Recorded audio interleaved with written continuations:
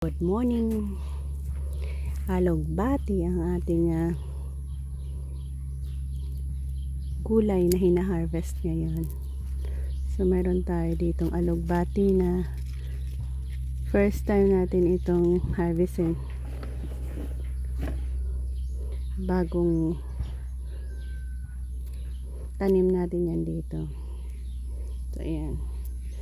So, dahil nga sa bagong tanim, alagaan muna natin yung stem niya.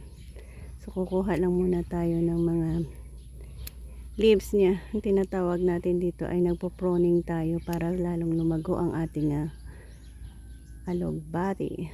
So upon pruning, pwede natin yan magulay. Sa alugbati wala namang walang sayang. Yan, diba? Masarap na dahon yan. Ito din. So bawasan natin ang mga steam niya dahil nga sa napaka labo nga din naman ito. At para mag-focus sila sa pagpapataba sa next steam. Yan, o diba ang ganda?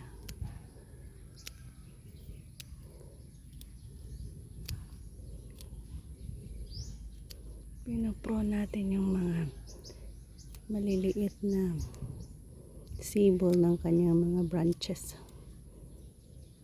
para sa ganon direct silang bigay nutrients doon sa pinaka ini-aim nating iiwang mga stem. Ganyan lang naman ka-easy. Ang sarap ng alugbati at ginisang alugbati at kalabasa. So yan siguro ang ating lulutuin ngayon. Dahil sa meron din naman tayong kalabasa. Diba? Napaka-easy lang, no? Upon you prawn, meron ka rin makukuhang gulay. Isa na ba tayo? Ayan, medyo madami-dami na rin ang nakuha natin dito sa ating party.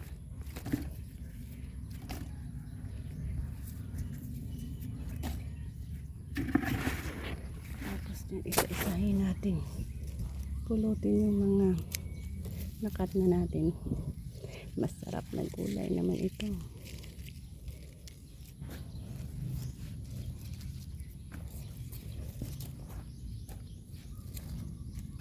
Yan ang gandahan sa alugbati.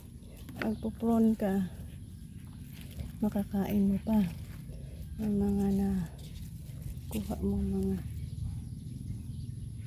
dahon dyan.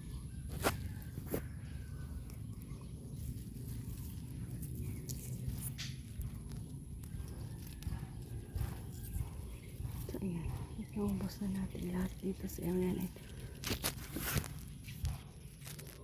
Yan, sana lalago pa kayo ng napakaganda para maibahagi na rin natin sa iba yung ibang gulay na over natin gulayin para sa sarili natin. Yan.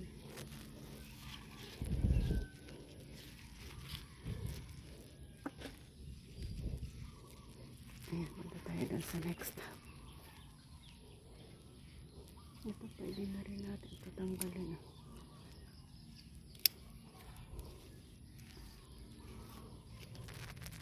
Diba? Ito na naman tayo sa next.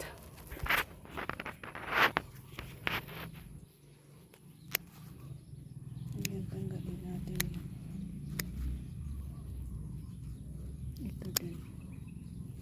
Para makapag-focus siya. Ito na rin. Ito.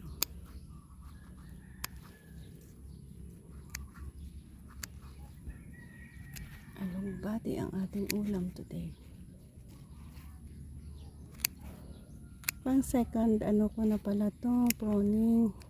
Kasi nga una na tayo pala dito nakat na.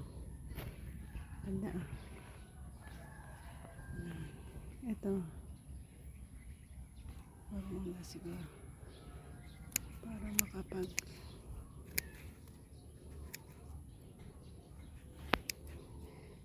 Ang area na ito ay puro alugbati lang ito. So, gusto natin lumago ang alugbati natin sa isang area lang. Kaya tinanim natin sila dito. Sabay-sabay. Ayan o. Ayan, ayan. Tapos dito din. Meron din dito. Medyo malapit na rin dito. Ayan. So nilagyan natin ng trellis dahil ang ating aim dito ay makuha natin lahat yung area na yan dyan hanggang doon sa pinakadulo. Yan ang ating asahan. Sa kabila naman, dahon ng kamuti yan dyan. Ito naman ay patola and then dyan isa long beans. Medyo madami-dami na rin pala tayo na itanim dito sa area nito. So again, dito na tayo mag-end. Bye-bye and bless us all.